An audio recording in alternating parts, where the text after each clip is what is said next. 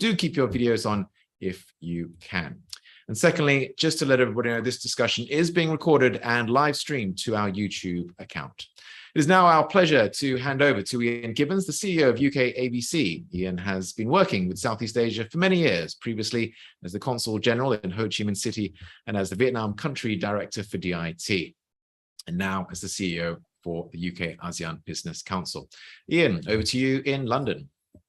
Thank you very much, Alan. A very good morning and afternoon, and a warm welcome to everyone, but especially warm welcome to my friend John Pearson, the ambassador, Kashal, the deputy ambassador, Tipapong Chanavong, who is thankfully for me also known as Ting, and she is the new trade officer in the embassy, and John Cockcroft, the chair of the British Business Group in Laos. Laos is one of the lesser known ASEAN countries, so this is an excellent opportunity for us to find out the very latest developments and explore what opportunities lie in what was once the fastest growing economies in the world. Until COVID-19, Laos boasted 7% GDP growth rate for over 2 decades and has halved poverty, reduced malnutrition, and improved education and health outcomes. So that was a fantastic performance, but the pandemic, like in so many countries, natural disasters and the impact of the war in Ukraine on energy prices has had a very significant and negative impact. The KIP has fallen 62% against the dollar and has reached 30%, and inflation has reached 30% year on year. But John is going to present a presentation alongside Ting and John.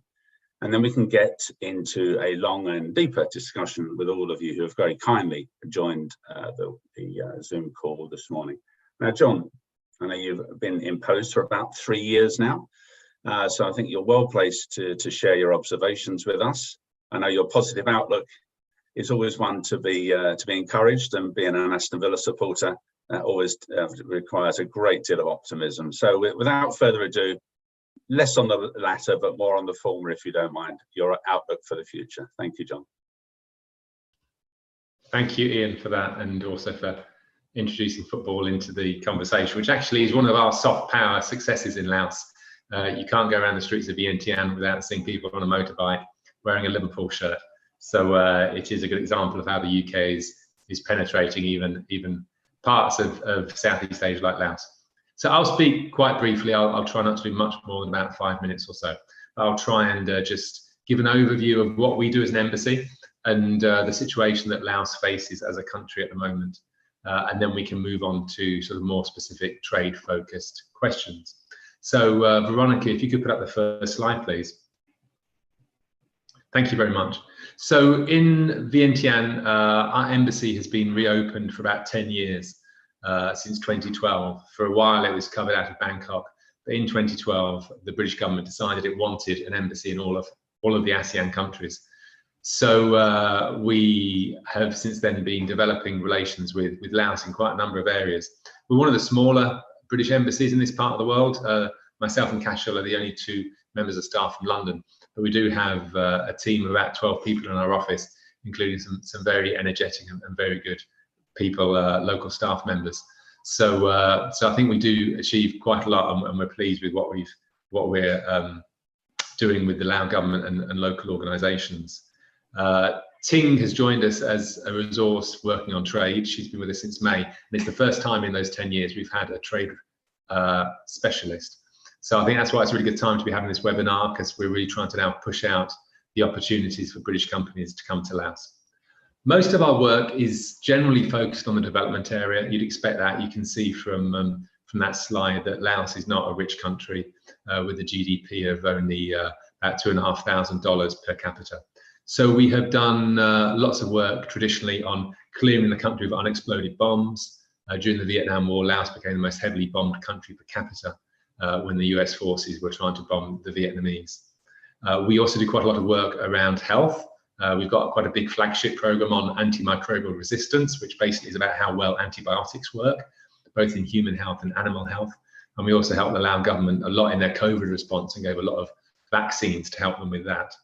We are also doing some projects that I would say are very linked to the strength that the UK economy has, particularly in renewable energy. We're helping the Laos government to look at increasing its potential for wind and solar power to improve its electricity transmission network, to getting green finance. And we're about to start quite a large program down in the south of Laos. It will be cross-border with Cambodia and Vietnam as well, on sustainable use of forest resources, which again is an area that the UK has quite a lot of expertise in. And it's nice we've got this development portfolio, because what we want to do really, I think, is show Laos that we are investing in the country and we feel there are real British interests here. That's partly because we have recently become a dialogue partner of ASEAN. So when we left the EU, the UK decided to become have this formal relationship with ASEAN. That was approved about a year ago. And in order to be a dialogue partner, we have to show that we're investing in all the countries of ASEAN, including the poorer countries like Laos. But I think more generally, it fits into the British government's approach towards this part of the world. The Indo-Pacific tilt, which was in the integrated review of last year, really flags up Southeast Asia as one of the growth sectors for the UK. And the Foreign Secretary, James Cleverly, was in Singapore in the last few days and gave a speech where he referred to the importance of Southeast Asia for British foreign policy going forward. So in that sense, Laos is increasing in importance and in interest for the UK. If you look at the map in the top right-hand corner, Laos itself is not particularly large geographically, size of the UK, population of 7 million people. But an interesting point is that it is surrounded by larger countries. So it has China to the north, has Thailand to the west, has Vietnam to the east. These are all large economies, and Laos is really trying to tap into opportunities that cross-border trade or cross-border cooperation might offer. It is a landlocked country, so it doesn't have access to the sea, but there's quite a strong program at the moment to try and turn it. The slogan is from landlocked to land-linked. Now, at the moment, that involves a rail project and a highway project running north to south through the country to go up into China and then down into Thailand and eventually down to Singapore. But there are also plans to set up better east-west infrastructure, including a new rail line from the port of Vung An in Vietnam across to Vientiane. So the government is trying to think how it can get over this problem of being landlocked. An interesting issue, if you look on the left-hand side of the slide, is that 75% of its GDP is linked to external trade. So that does show it is a country that relies heavily on trade. At the moment, most of the trade is with Thailand. But as we'll see later, we do think there are opportunities for British companies, And a very important point, the median age, the average age is 24. This is a young population, which is increasingly going into the service sector and offers a lot of opportunity for companies that are looking for that young, agile workforce. Can we have the next slide, please, Veronica? Thank you very much. Laos is a one-party communist country. It has been since 1975. So in that sense, it certainly isn't the type of democratic or governance framework that we're used to in the UK. It is run by a Politburo, and it has got a new government that came into power in January 21. It's been in for about 18 months now. So a new president, a new prime minister was appointed for a 5-year term. And that was a difficult moment because facing COVID at the time, Laos dealt very well with the health aspects of COVID. And if you look at the rates of death and serious illness per million people, Laos is way down the bottom of the charts in the world. In fact, it's the country in Southeast Asia that had fewest deaths and fewest serious illnesses.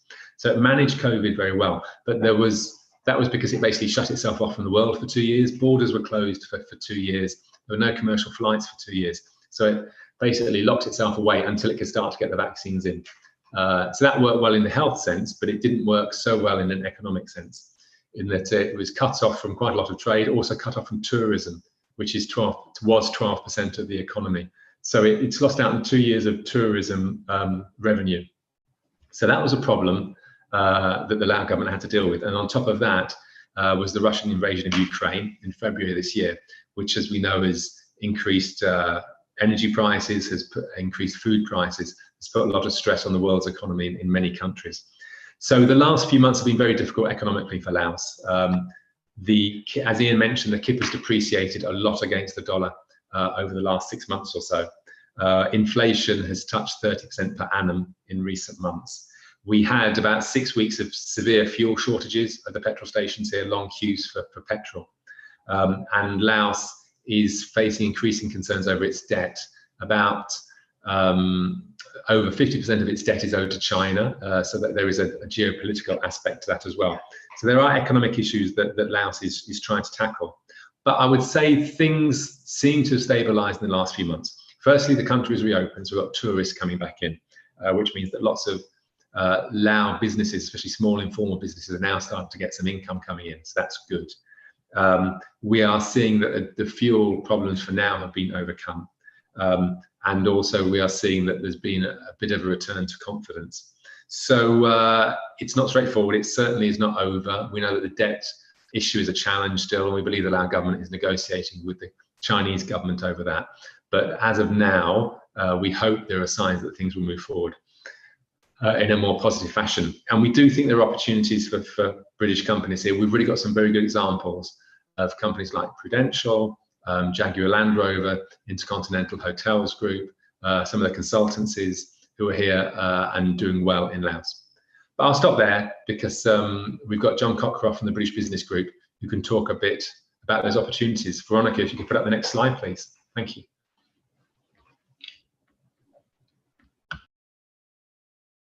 Thank you, John. Just to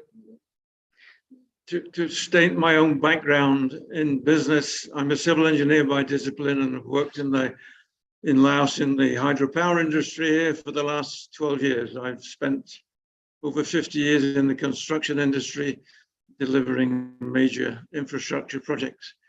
I've been part of the British Business Group pre-COVID and now post-COVID. So the interim has not been very good for us in terms of getting British business into Laos.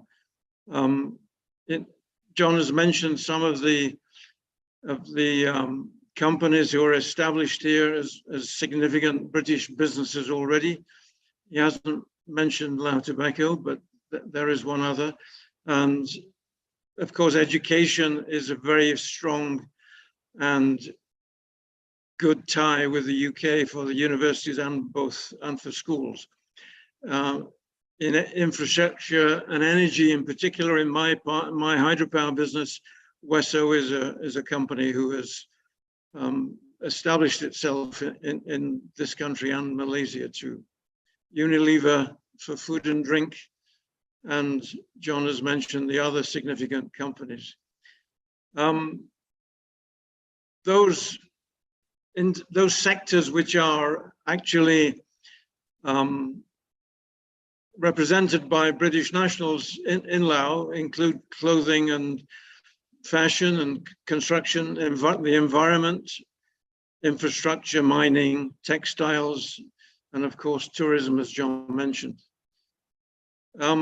In terms of opportunity, you can see on the screen that agriculture is very high on the list.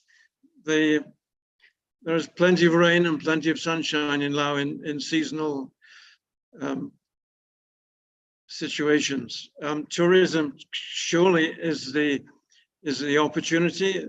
The current tourism tends to be backpackers, and there is room in the higher end for accommodation and expertise in the ecotourism sector. Mining, UK doesn't do a lot of mining abroad, used to, I think. Those items that are being mined are there to see, including gold, copper, and the precious metals, limestone, and amongst others. The mature industry in hydropower is probably 20 years old, and it's something which the UK has not really participated. Europe has participated in bringing the equipment and the expertise of turbines and so on to Laos. In the UK, it hasn't happened. It hasn't happened probably because we've lost a lot to takeovers in the engineering field, and there is no independence there anymore. The days of Victoria Street in London being full of consulting engineers is long gone. Education is close to my heart because I think we've as a nation, we've rather taken the foot off the accelerator, so to speak. There's a lot of interest in education in the UK for obvious reasons. And I think that we need to press on the gas a little bit. Australia as an alternative has become the place of choice. And for reasons, I understand our difficulties with visas perhaps, and with more attractive scholarships and easier to pass the English tests, which are a requirement for schools and universities. In terms of financial services, banking services and things like that, I think there's still a huge opportunity there. Standard Chartered are here, but they don't offer retail banking as they do in other countries. They do banking services to a small extent. Healthcare, of course, a huge attraction. I think medicinal and pharmaceutical projects. Certainly, UK has shown during the COVID crisis how good it is and can be in this area. And consumer goods, food and beverages. Of course, many interested people who want to have an opportunity to buy UK favored goods and so on. One thing I might just follow up on is the ease of doing business. Laos is rated, I think, 150 out of roughly 200 countries for ease of doing business. They've tried hard to make it better. COVID has not helped. But I think if you know the right people to use to register companies and for investors to come and talk to the government ministries, of course, the British Business Group can help. But I think it's something that is perhaps overstated because those that are here know the way that business is done and how to get things done. So I think I'll leave it at that. And if Ting has anything more to say, then please follow. Thank you, John, for highlighting the opportunities in Laos and explaining the situation or the businesses here. So which bring us to the support which Department of International Trade provide for UK companies with high export potential. So this program is called the ESS, or Export Support Service, of which I am part of.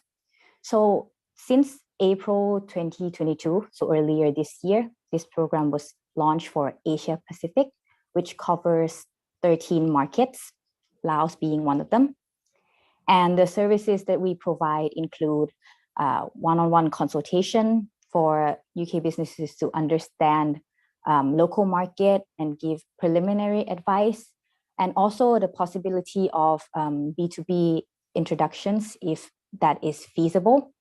And secondly, we also offer off-the-shelf market intelligence, such as fact sheets on customs information, on business culture, sector reports, etc. And finally, in case further specialist support is needed, we can refer to the Overseas Referral Network, which is a network of trusted local companies specializing in many different areas, as you can see in the list: product certification, legal support, marketing, etc.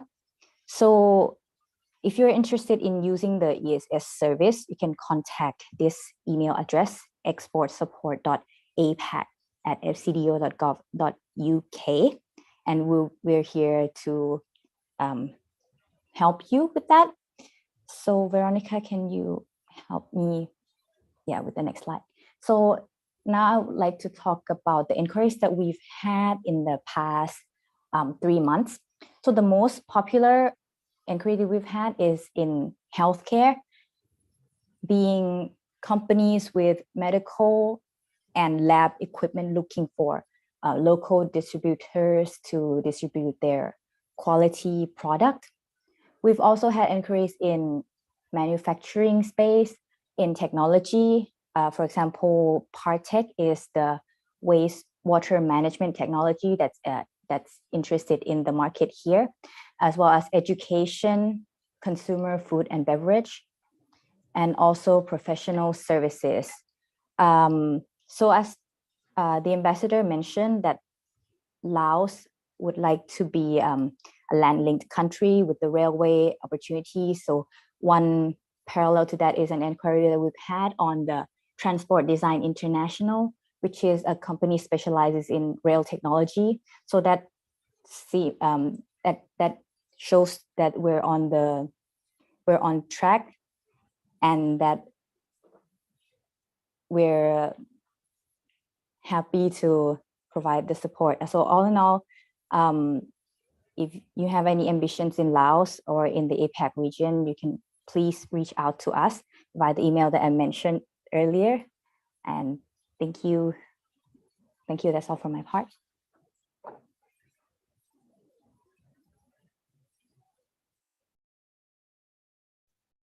Yeah, thank you so much, both Johns and Ting.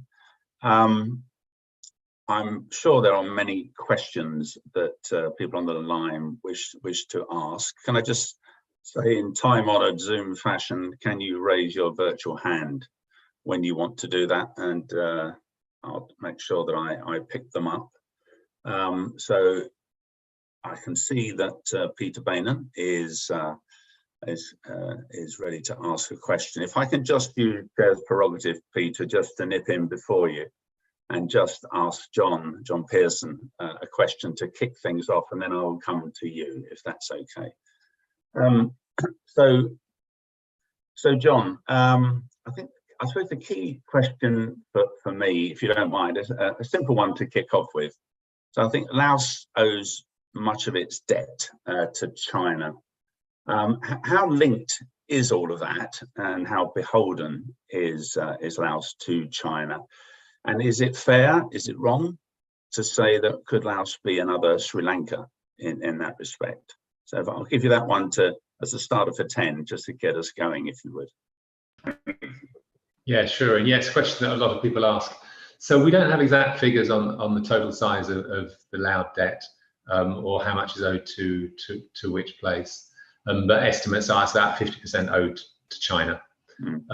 What we do know is that actually, at the moment, the new railway, the new highways are getting a lot of attention, but actually that isn't the main cause of the debt that Laos has got at the moment with China. A lot of it is linked to hydroelectric, which John mentioned, whereby the local electricity company EDL has signed agreements with dam operators, very often Chinese or Thai, to purchase a certain amount of power, a guaranteed amount of power. And EDL can't always sell that, doesn't always have the demand for it. So it is at the moment paying for power that it doesn't always need. So there is certainly an issue there. And as I say, we understand the Lao government is renegotiating its debt with the Chinese government. I think it's unlikely that Laos is going to go the way of Sri Lanka. I think it's unlikely that Laos is going to, if you like, fail as a result of its debt. I think that firstly, the situation here is very different to Sri Lanka. This is a country that has got very strict internal discipline, has a government that controls protests a lot. Now, that's not really a very good thing, and human rights and freedom of expression is one of the things that we are concerned about here in Laos. But it does mean in this context that we have not seen street protests or anything in Laos as a result of the economic problems, and I think we're unlikely to. That's one issue. I think the second issue is that for China, what they've done in Laos is seen as a real flagship example of the Belt and Road Initiative, particularly the railway. So when China is talking about its positive impact on countries in its neighborhood, it will very often quote Laos, it will very often quote the railway. Now, I think given that, China can't really afford to let Laos fail, because if it does, that's an admission that the Belt and Road Initiative is also failing. So I think they will find a way forward and resolve this in some way. But one thing I would also like to flag up is that sometimes I see media coverage saying that that Laos is in China's pocket. You know, a lot of people say Cambodia is in China's pocket. People say, oh, Laos is like Cambodia. It's totally controlled by China. That really isn't the situation on the ground here. China is certainly the largest investor, and is putting a lot of money into infrastructure and special economic zones and hospitals and things like that. So there's a lot of Chinese money coming in, and there are strong links between the Chinese government and the Lao government. But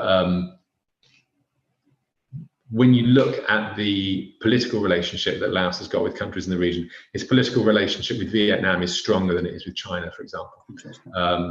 Vietnam helped Laos, helped this party come into power in 1975. So Vietnam is like the big brother politically.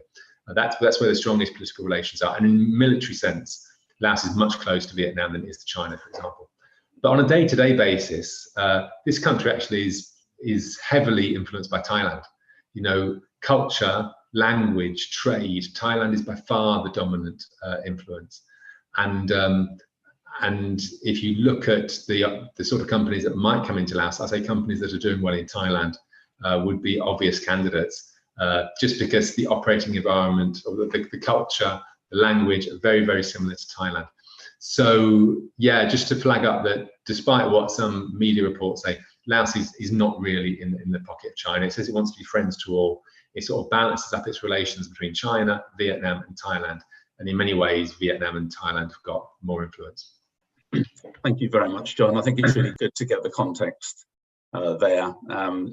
Headlines are very easy to throw out, so it's really good for someone with your experience on the ground to share that. And I fully recognise from my time in Vietnam exactly the strong relationships with Laos as well. And of course, Thailand is a massive partner for you as well. So thank you very much. I'll go to Peter Bainham first, and then Heather will come to you afterwards, okay? And Noel, third but not least. Thank you very much indeed. Thanks, Ian, and John. Thank you very much indeed for that presentation.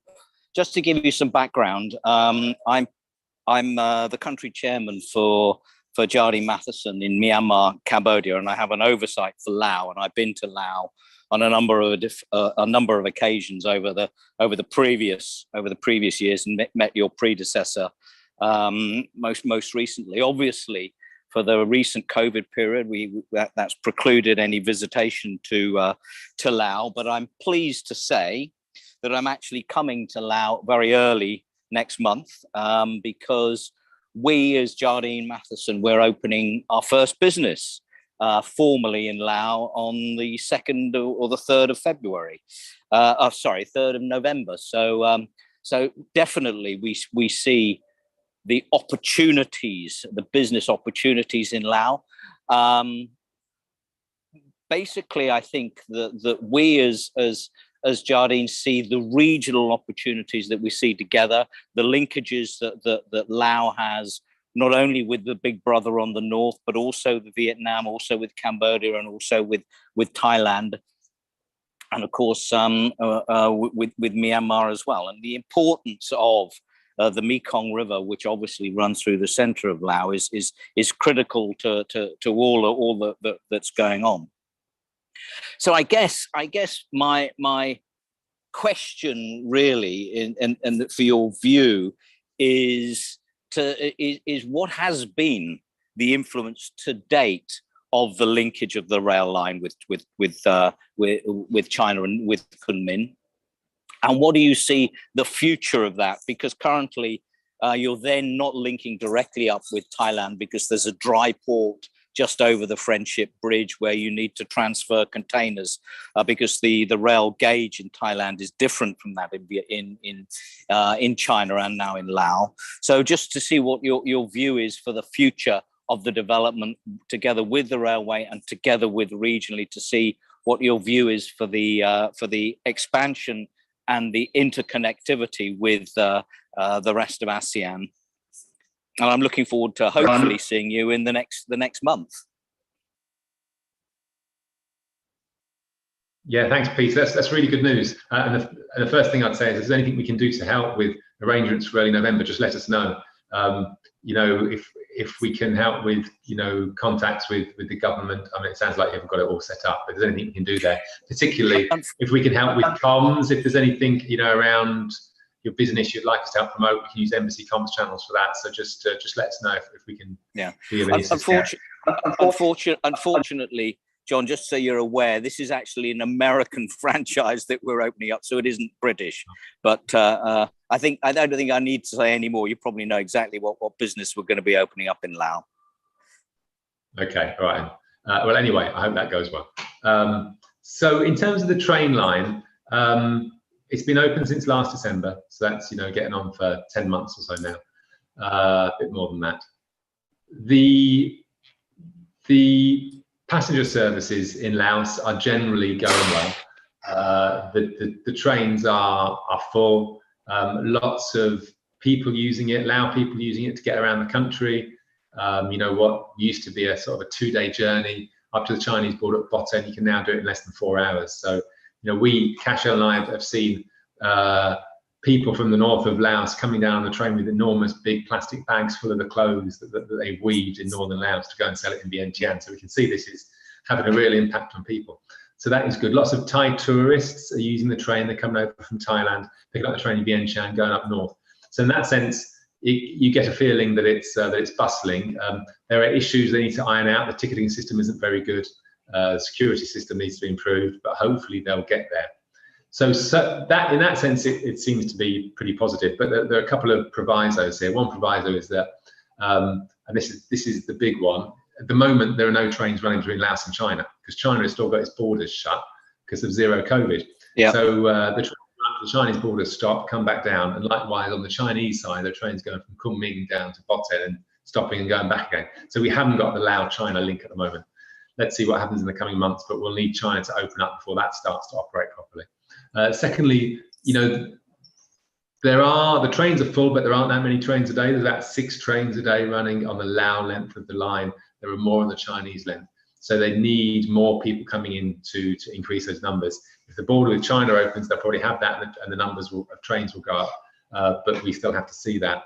And the last point is that passengers numbers are okay. Hopefully we'll get better, but it's freight really that is going to make or break this train line.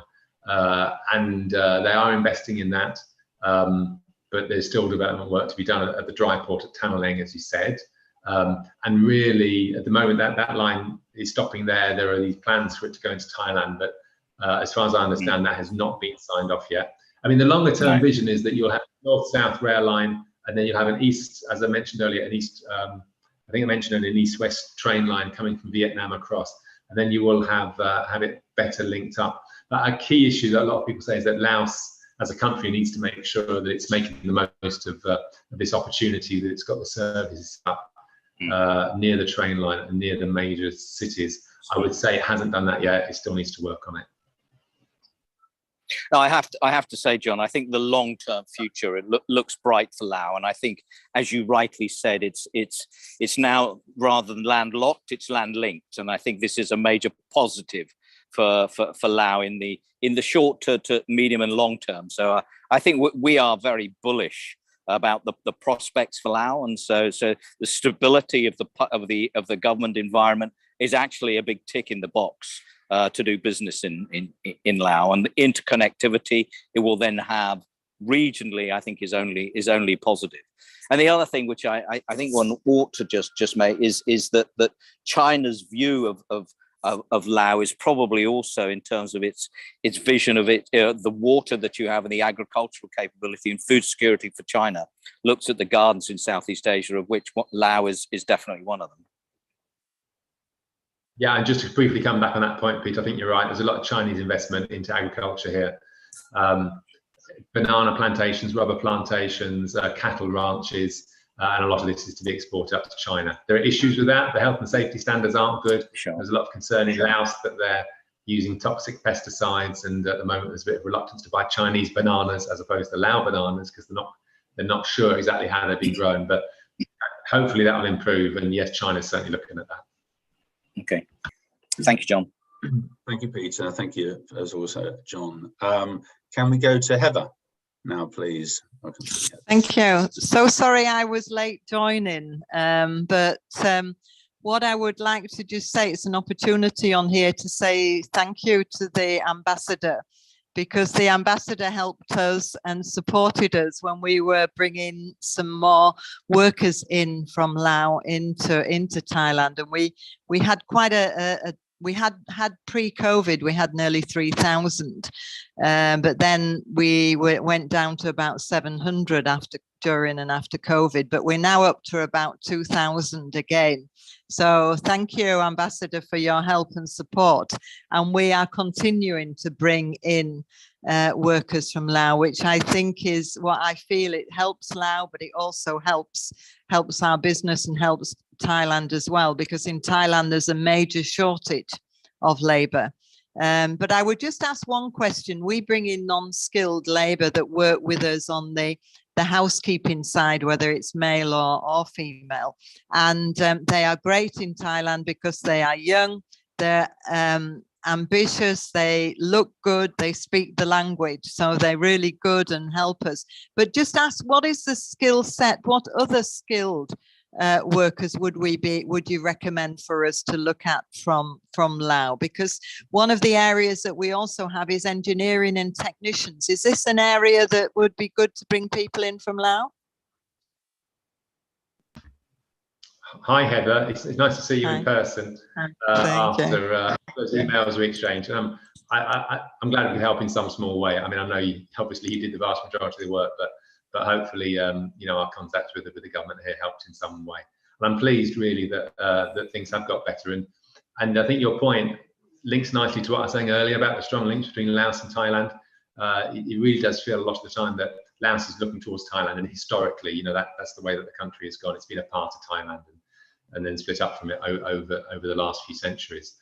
And in the south of Laos, in particular, there are many families that are reliant on remittances sent back from Thailand by Lao workers there. It's a very important part of the economy. And during COVID, that was another issue, that the Lao workers were not in Thailand. They were asked to leave by the Thai government. So as well as not having the tourists coming in, you also had Lao families who weren't getting the remittances from people who'd been working in Thailand previously. So it's really good the borders are open again, and that sector of financial flows has opened up. I think it's good what you say about the Lao workers. I think generally people would say here that in the service industries and hospitality, certainly people are very, very courteous and very, very keen to learn and very determined to offer a good service. So I think the areas you've identified are strong ones for Laos.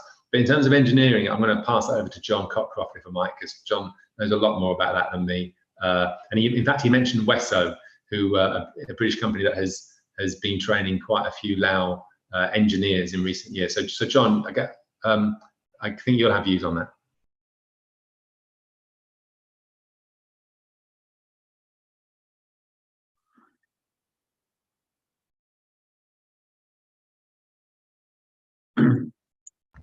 John, you're on mute. John.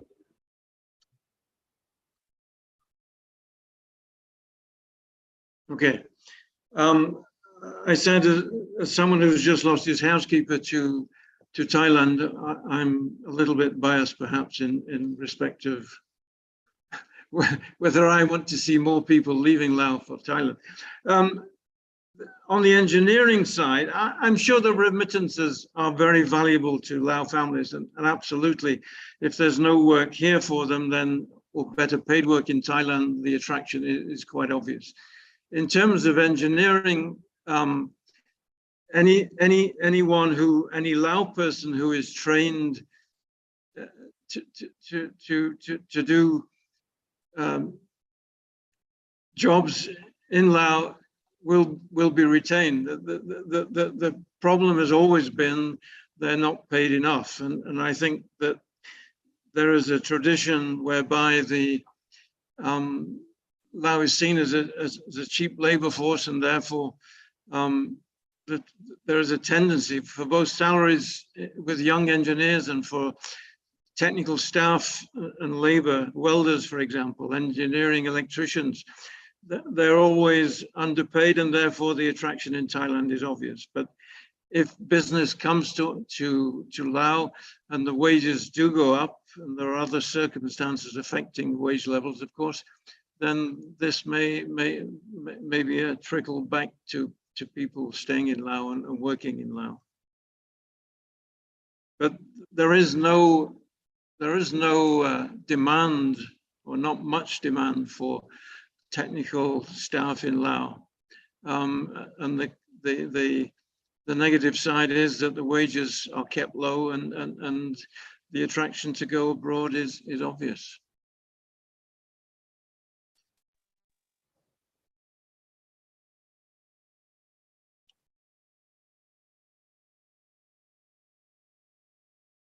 John, do you want to add anything? If not, I'll ask Noel to speak now. I'm afraid our internet cut out while John Cockcroft was speaking in, so happy for you to move on. Thanks. Okay, thank you very much. Noel, good morning to you. Nice to see you as always. Over to you to ask your question. Good morning, Ian. Thank you very much. And good afternoon, Ambassador John and Tip. Thank you for your presentation. By way of background, I work for BDO. I'm the head of public policy for a global professional service firm. BDO, our largest firm in Europe, is in the UK, and we are all over ASEAN, including Laos. I guess my understandably and rightly so, the focus of today's call and of the embassy would be, opening up the market for British companies in Laos. But my question is actually the reverse.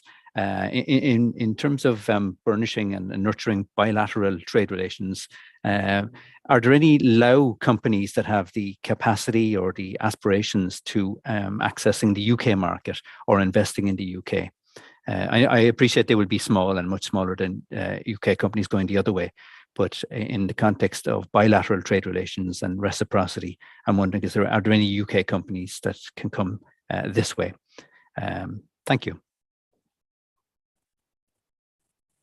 Thanks, Noel. I'll say something, and then John and Ting may have ideas as well. I think there are certainly a couple of sectors that have started to look at exporting to Europe, including the UK, and have got good potential for it. One sector is coffee, where Laos produces very high quality coffee. At the moment, a lot of that is consumed in Laos. Some of it is exported to neighbouring countries, but not a lot.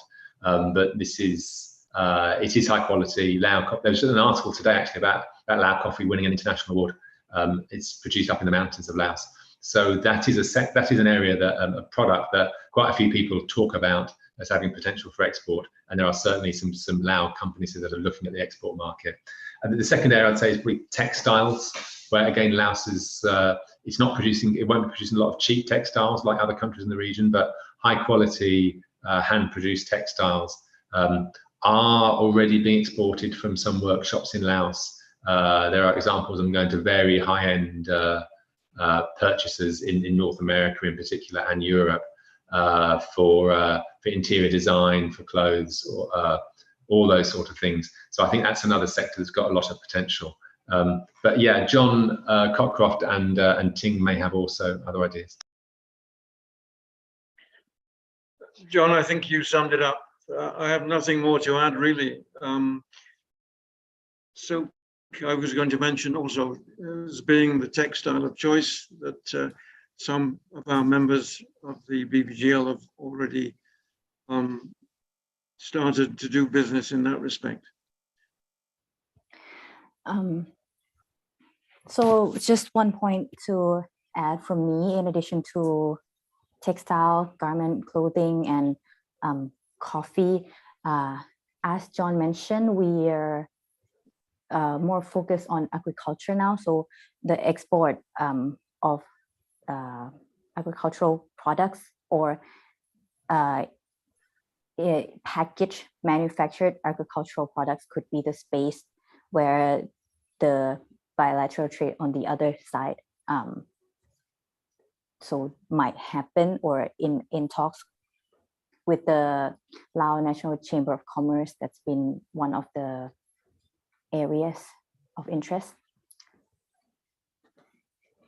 Perhaps if I could just add one more thing on that. There have been attempts in the past to create some sort of brand Lao. You know, if you think of some countries around the world, they've got really good branding around their products, and I think New Zealand is one example. There are others. And I know that the Lao government and the Lao Chamber of Commerce has been interested in creating some sort of brand Lao, which I think could have resonance, because Southeast Asia generally is quite well received. You know, in the UK, people seem to like this idea of sort of exotic places for products to come from, but also the fact that you do have quite unique situations here. I mean, there is there's an NGO, it's an education centre in Sieng Kuang in the northeast of Laos that we support. It's called Lone Buffalo, and they're a really good cause. And the young people who learn English there, they also have got entrepreneurship classes. And what they do is they buy local coffee beans, and then they roast them and they bag them up and they sell them. This is within Laos at the moment, but they call it from bombs to beans, because these coffee beans are coming from areas that are still littered with unexploded bombs. And I think the fact that you've got a country like Laos that's had such a difficult history, is still poor, but it's got a lot of richness to it. Has got a lot of ethnic diversity to it. I think, you know, if the Lao government could come up with a good branding exercise, I think there is quite a lot of potential for it. It's not going to happen immediately overnight, but I think something for perhaps the next 5 or 10 years. Thank you very much. That's very helpful. That's a good. I'd like to come back to you on that at the end, if you don't mind, John. That issue around branding. I'm going to move now to an excellent supporter of UK-ABC. His attendance is always really appreciated. Guy Drury, over to you for a question, please. Ian, thank you very much, and good afternoon to you all from Beijing. We're on a national holiday, but I couldn't resist diving into this session, partly to support, but also partly to get these updates. So thank you very much to everyone on the call. My question is a fairly simple one, but it's really looking at the British investors into Laos at the moment. And when Tip showed us those slides, I was interested to note the 4 different companies, British companies, that are presumably making investments in Thailand. Simple question is sort of what percentage of British companies are looking at Laos direct from the UK, and how many are looking at Laos from within Southeast Asia or the closer region? I think that would be really interesting to know. And just to come back to John on the coffee comment, interestingly, here in Beijing, we drink Lao coffee. We can buy it on Taobao, and it's very nice indeed. And I remember from my last trip there how delicious the coffee is. But thank you. Over to whoever wants to take that one. And thank you, Ian, and thank you, everyone. Hi, Guy. It's nice to see you, and thank you for all the work you do to support our social media accounts. We do appreciate that. I'll have a quick go, but then I'll hand over to Ting and John in case they want to add anything. In terms of interest from British business, we've always assumed that Laos would be the best sort of, would be best suited to a company that is already in the region, is already in Thailand, Vietnam, Cambodia. We think probably it'd be, could be a bit of a leap to go straight from the UK and come to Laos as your first market in Southeast Asia.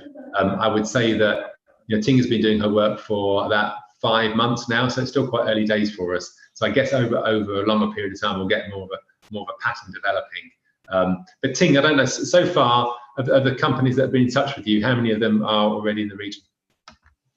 All of them. So the point that we're kind of triaging is that the companies would be Asia Pacific ready.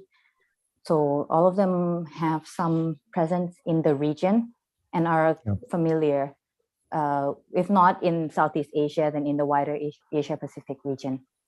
So that would be the answer.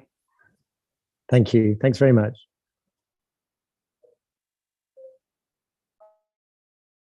Thank you, Guy. I can see Professor John Roberts has his hand up. John, over to you.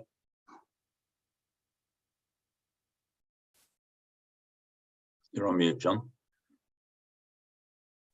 On mute. There we go. A little bit of background. I'm a professor at Kasetsart University here in Bangkok. My brief is to look after MSc students for railway engineering. And I'm happy to say that we have, on average, something like 4 students in our MSc course from Laos. It's going to be quite important because the Thai government, Department for Rail Transport, together with Thai State Railways, are somewhat concerned about the high-speed rail. It's not high speed, but the rail link that's going through Laos to Bangkok. In Thailand here, we're looking at putting in a set of homologation regulations, which the Chinese, God bless them, are trying to ignore. These homologation legislation is based on UK experience.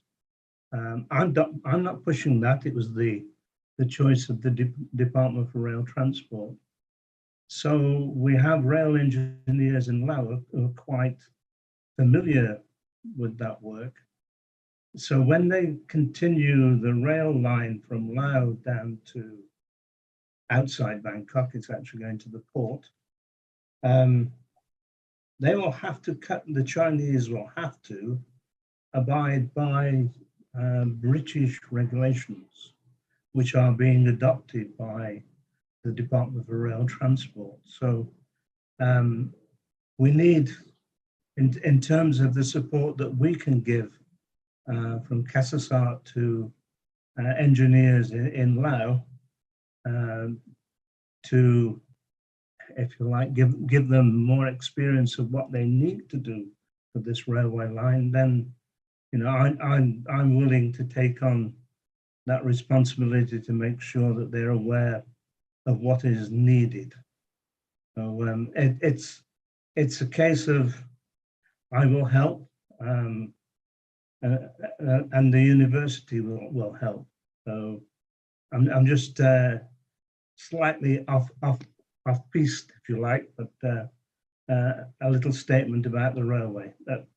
That's basically all I wanted to say. John, do you want to come back on that? Yeah, thanks for that, Professor. That's really interesting to hear, and it's quite heartening to hear that Lao rail officials are studying with you in Thailand. I think one of the big things that concerns me about investment, particularly Chinese investment into Laos, is it's not always accompanied by upskilling of the workforce. And you know, a lot of the big projects here are done with Chinese money, but by Chinese companies with Chinese construction workers.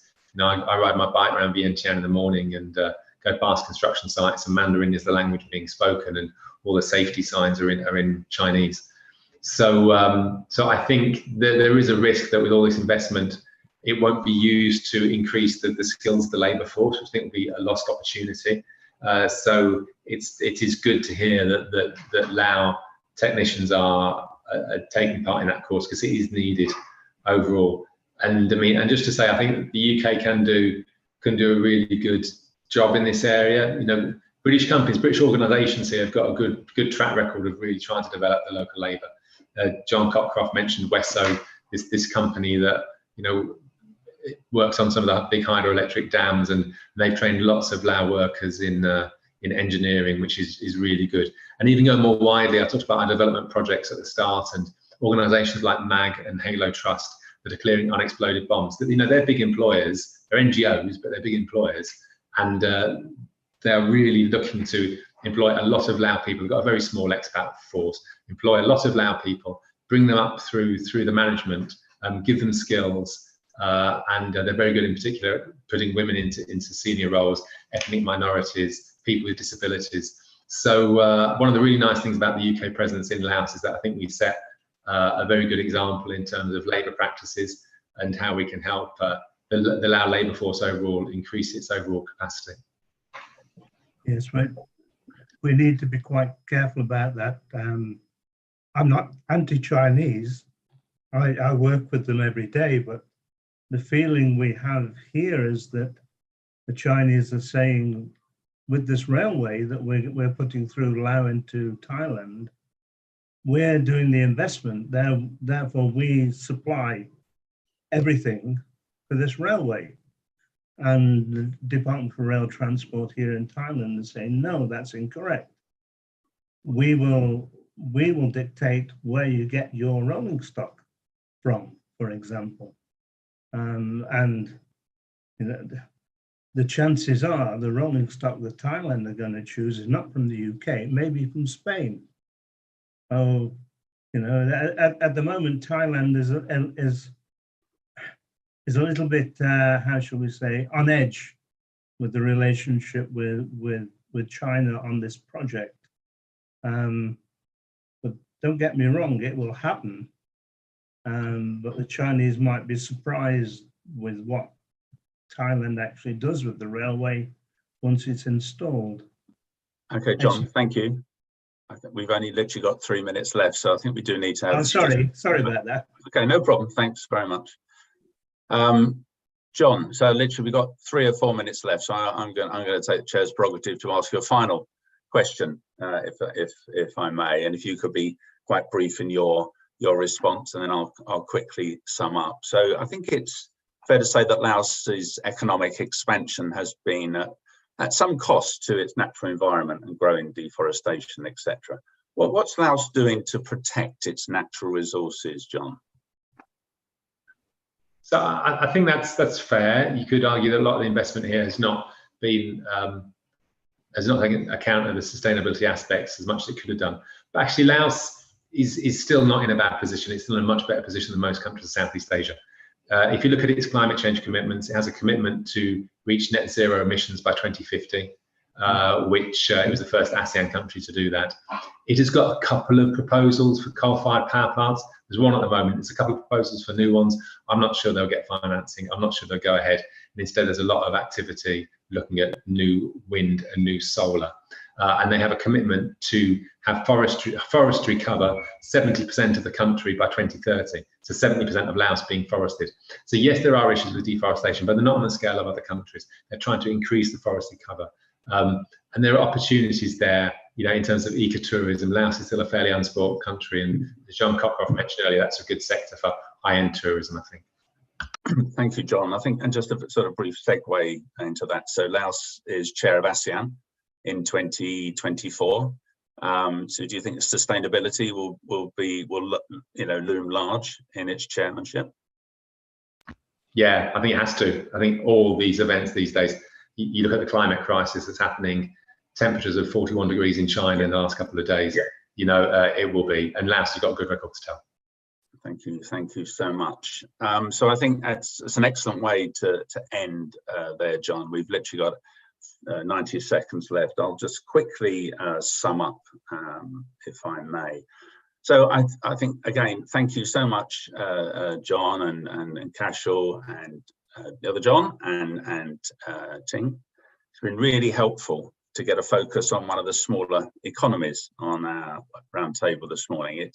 We can always talk to Thailand, we can always talk to, you know, Singapore, Malaysia, etc. And it's really important, especially as UK-ASEAN, with our broader role in terms of the ASEAN region, that we don't forget, we don't neglect important economies and countries such as Laos.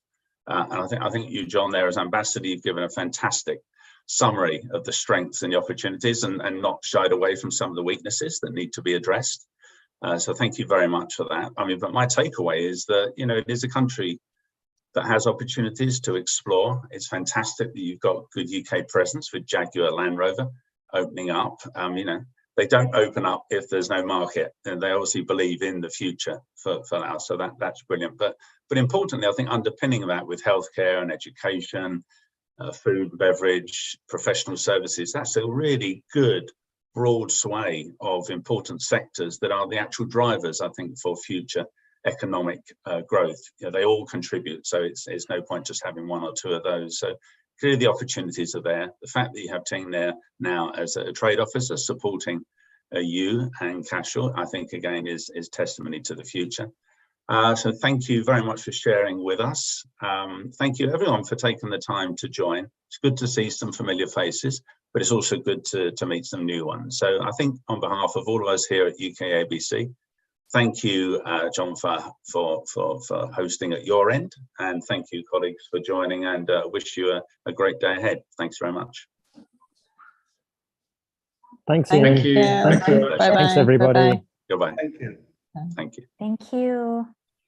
And that concludes the webinar.